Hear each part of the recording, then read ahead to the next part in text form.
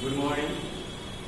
पिछले वीडियो में हम लोग पढ़ रहे थे अध्याय दूसरा समाजवाद एवं साम्यवाद। उसमें समाजवाद के जनक या समाजवाद क्या कहलाता है, किन किन नेताओं ने समाजवाद के बढ़ने में, उसके उत्थान में महत्वपूर्ण भूमिका निभाई, किस किस राष्ट्रवादी नेताओं ने या समाजवादी विचारधारा के कौन कौन से ऐसे नेता थे जिन्होंने समाजवाद की स्थापना की, इनके बारे में हमने जाना। उसमें आप लोग एक महत्वपूर्ण समाजवादी विचारधारा का नेता था कार्ल मार्क्स। मैंने बताया था उसने एक दास कैपिटल नामक पुस्तक की रचना की जिसे समाजवादियों का बाइबल कहा जाता है और उसे समाजवाद का जनक भी कहा जाता है कार्ल मार्क्स को। तो उसने अपने जितनी भी व्याख्या थी, जितने भी सिद्धांत दिए, मैंने बताया था 5 सिद्धांत उसने दिया था, पिछले वीडियो में बताया था। उसने ऐतिहासिक भौतिकवाद का भी सिद्धांत उसने दिया और बताया। उसने उसका व्याख्या किया। उसने कहा इतिहास उत्पादन, उसने ये बताया आसान शब्दों से, इतिहास जो हम लोग पढ़ते हैं वो जितने भी उत्पादन हो रहे हैं उस पर नियंत्रण को लेकर 2 वर्गों में संघर्ष चलने की कहानी है। यानी 2 वर्ग, यानी एक पूंजीपति वर्ग थे, एक मजदूर वर्ग थे। तो इतिहास इन्हीं 2 वर्गों को उत्पादन के जो भी साधन हैं, जो भी संसाधन मौजूद हैं, उस पर अपने नियंत्रण को लेकर संघर्ष की कहानी इतिहास है। और इन दोनों में हमेशा संघर्ष चलता रहा है। लेकिन और इसका मूल जो शक्तियां हैं, इसकी मूल जो शक्तियां हैं आर्थिक शक्तियां हैं, यानी पूंजीपति वर्ग है। वो हमेशा अपने उत्पादन पर नियंत्रण के लिए हमेशा हर तरह के संभव, हर तरह के प्रयास वो करते आ रहे हैं। इतिहास के 5 चरण, उसने बताया कि इतिहास के 5 चरण आज तक देखे जा चुके हैं। अब 6ठा चरण आने वाला है, आने वाले भविष्य में वो 6ठा चरण आने वाला है। यानी कार्ल मार्क्स ने 5 चरण, इतिहास को 5 चरणों में बांटा और 5 चरण उसने बताया। कौन कौन सा था? पहला था आदिम साम्यवादी युग। आदिम साम्यवादी युग, जिस समय आदि मानव हुआ करते थे, वो रोटी खुद चलाते थे, जंगल में रहते थे, उन पर कोई किसी का कोई अधिकार नहीं था। दूसरा था दासता का युग, यानी दास प्रथा जो थी, सबसे अधिक शोषण करना, उच्च वर्ग द्वारा या पूंजीपति वर्ग द्वारा एक दूसरे का शोषण करना, दास रूप में बनाना, तो दासता युग। तीसरा आया सामंती युग, जो सामंतों के जो बड़े बड़े शेख साहूकार महाजन थे, सामंत थे, ठेकेदार थे, उनका युग आया और वो लोग अपना शोषण करते थे मजदूरों पर, श्रमिकों पर, किसानों पर। चौथा आया पूंजीवादी युग। जब औद्योगिक क्रांति हुई तो उस समय पूंजीवादी युग आया, यानी पूंजीपतियों का बोलबाला रहा। जिसके पास ज्यादा पूंजी थी वो ज्यादा उतना ही बलशाली था, सारे अधिकार उनके पास सुरक्षित रहते थे। ये पूंजीपति वर्ग था। पांचवा आया समाजवादी युग, जो अभी हम लोग देख रहे हैं। समाजवाद, जिस तरह समाज का निर्माण है सरकार द्वारा, एक लोकतंत्र का निर्माण है, यानी लोकतंत्र में जो भी नियम कानून बनते हैं, जो भी काम होता है वो पूरे समाज के लिए होता है। तो ये समाजवादी युग हो गया, ये समाजवादी युग आया सामने। और अब जो आने वाला है, उसने कहा कि 6ठा आने वाला है, वो है साम्यवादी युग। साम्यवादी युग, इसमें श्रमिकों का अधिकार होगा, श्रमिकों के बारे में सोचा जाएगा, उसके उत्थान के बारे में सोचा जाएगा। किसी भी उत्पादन पर नियंत्रण सीधे मालिक का न रहकर, किसी पूंजीपति का न रहकर, श्रमिकों का भी उस पर बराबर का हक होगा। ये साम्यवादी युग है। अगला है मार्क्स तथा प्रथम अंतर्राष्ट्रीय संघ। समाजवादी आंदोलन में एक महत्वपूर्ण घटना हुई 1864 ईस्वी में, जिसे प्रथम अंतर्राष्ट्रीय संघ के नाम से हम लोग जानते हैं।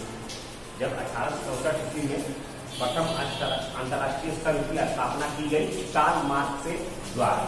कार्ल मार्क्स ने प्रथम अंतर्राष्ट्रीय संघ की स्थापना की। उसने उस भाषण में, अभी जो स्थापना की उसके प्रथम अंतर्राष्ट्रीय, उसके भाषण में उन्होंने मजदूरों को समझाने का ये प्रयास किया कि जब तक मशीनों में सुधार, पूंजीपति वर्ग का अधिकार समाप्त, समाजवाद का स्थापना, साम्यवादी युग का स्थापना जब तक नहीं होगा तब तक श्रमिकों की स्थिति में कोई सुधार नहीं होगा। यानी जब तक नए मशीनों का नहीं आएगा, पूंजीपति वर्ग का अधिकार समाप्त नहीं होगा, उद्योग में विज्ञान की बात नहीं आएगी, तब तक श्रमिकों की मुक्ति नहीं हो सकती है, श्रमिकों में सुधार नहीं होना चाहिए। यानी उसने ये समझाया कि हर हाल में पूंजीपति वर्ग का विनाश होना चाहिए। यानी पूंजीपति वर्ग जो है वो सारी चीजों पर उसका पूर्ण रूप से अधिकार है, वही मशीनें रहेंगी, उत्पादन होता रहेगा, वही हल रहेगा, उत्पादन होते रहेगा, श्रमिकों की जान जाए, श्रमिकों का लागत अधिक जाए, उससे उसको कोई मतलब नहीं है।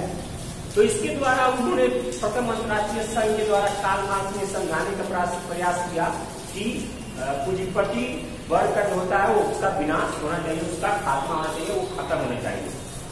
और उस सम्मेलन में यह नारा दिया गया कि अधिकार के बिना कर्तव्य नहीं और कर्तव्य के बिना अधिकार नहीं।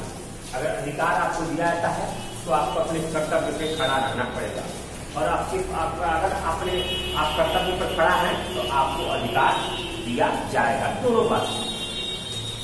उसके बाद द्वितीय अंतर्राष्ट्रीय संघ की स्थापना हुई। जो प्रथम अंतर्राष्ट्रीय संघ था उसका नारा इतना ना बुलंद होने लगा, इतनी ना उसकी आवाज उठने लगी कि द्वितीय राष्ट्रीय संघ की स्थापना हुई। कब? जब पेरिस में एक सम्मेलन हुआ 1889 ईस्वी को।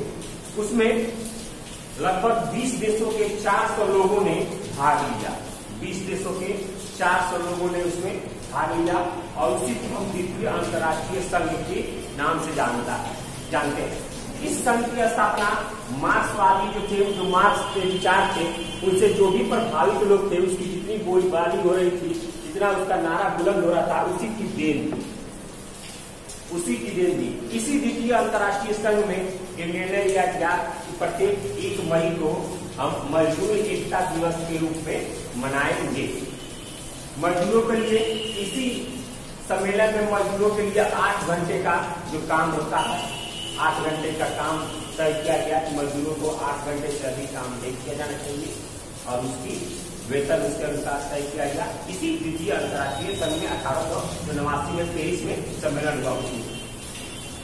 और ये आपको 1890 1 मई 1890 को सारे यूरोप में, अमेरिका और यूरोप में मजदूरों ने हड़ताल और प्रदर्शन करना शुरू कर दिया। 1 मई 1890 को सारे यूरोप और अमेरिका में मजदूरों ने हड़ताल और प्रदर्शन करना शुरू किया गया।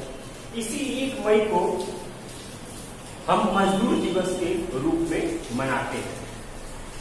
इस आंदोलन का इस द्वितीय अंतर्राष्ट्रीय संघ की सबसे बड़ी उपलब्धि थी सैन्यवाद, जो सेनावाद है, और युद्ध के विरुद्ध आंदोलन करना। यानी हर हाल में युद्ध बंद होना चाहिए, सैनिकवाद को बढ़ावा नहीं देना चाहिए, और जो राष्ट्र की बुनियादी समानता है, राष्ट्र की स्वतंत्रता जो के लिए जो कानून है, उसको हर हाल में लागू करना।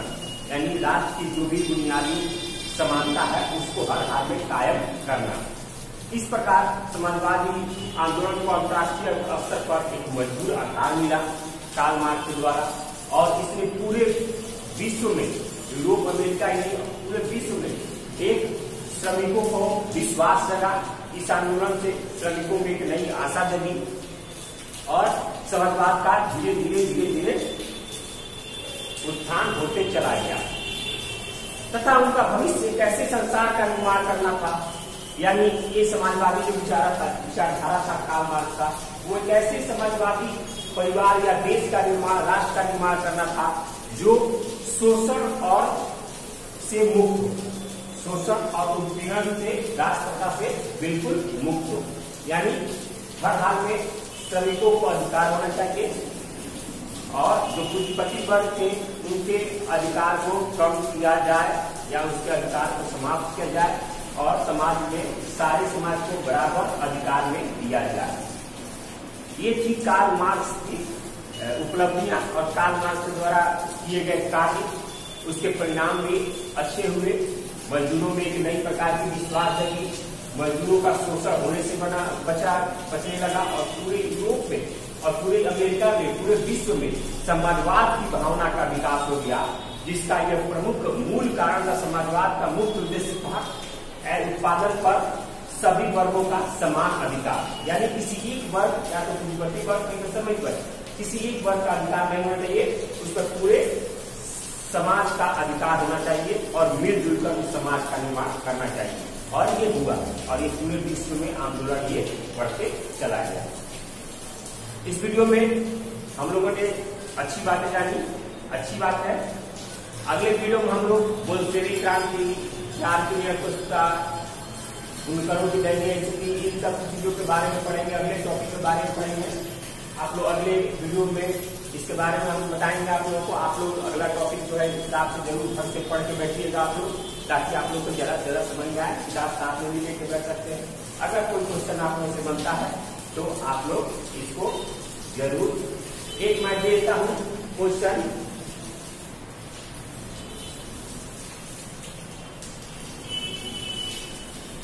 कार्ल मार्क्स के द्वारा किए गए कार्यों को